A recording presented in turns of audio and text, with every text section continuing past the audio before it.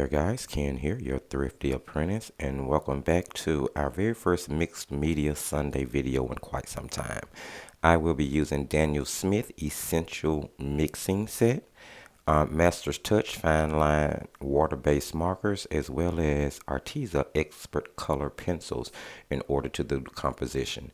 Now here I decided to challenge myself by working with colors that I don't typically work with and a couple of techniques that I feel like I still need to improve on. So my focal blossoms are going to be yellow, which is the color I tend to have the most issues with. And the technique that I'm going to work on will be a flat wash, which you'll see me doing in the background later on.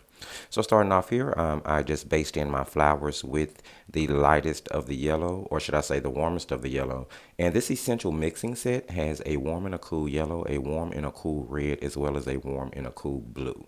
Now I decided to choose this set because I also wanted to go ahead and practice on my color mixing more, and I knew that there would be colors I needed to mix from the 6 primaries that I had. So after basing in the main blossoms with the warmer yellow, I went back in and used the cooler yellow and a little red in order to, a little blue in order to darken it up, and I'm using that to base in my shadows. Now you're going to see that I work on these flowers for quite a bit here. Well, maybe not, because this video is sped up, but in actuality it took me probably about 2 hours in total in order to paint this, mainly because, as I said, yellow is not the best color for me, and for some reason my mind has the hardest time seeing the lights and the shadows in it. But I decided I was going to go ahead and push through and see what I could possibly achieve. Of course, we know the only way to grow is to continue to paint and continue to try. So that's what you see I'm doing here. We're basing in shadows.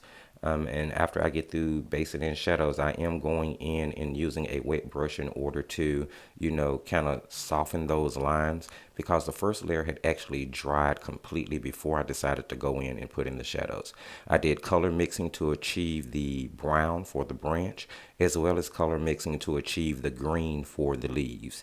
There you see that I have just a test piece of paper. So I'm using that to test the colors on as I mix them in order to make sure that I have the shades that I want before actually putting them on my piece here. So at this point I felt like, okay, I'm doing well. It looks pretty good. Maybe not the best, or maybe not as great as I would want it to, but I felt like the flowers were starting to stand out. I decided to use ultramarine blue to do a flat wash in the background, simply because I knew that the yellow flowers laying against the blue background would make them stand out even more. Typically, if you use complementary colors, if I'm not mistaken, with each other, then it will make one of them stand out, or make one look or seem brighter or more vibrant than the other. So that's why I decided to do the blue background.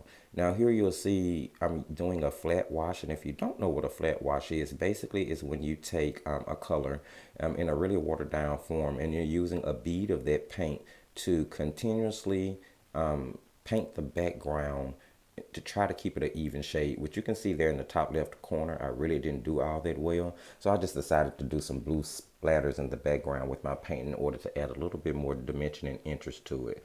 After I was done with the paints, I went in with some fine line markers in order to make my lines a little bit darker. And then after the fine line markers, I went in with some Arteza colored pencils in order to enhance the colors and paint in the middle stamens. So yeah, guys, that's pretty much it. Hopefully you liked the video. If you did, don't forget to subscribe, comment, like, and share. Follow us on Facebook. And remember, as I tell you always, just keep painting.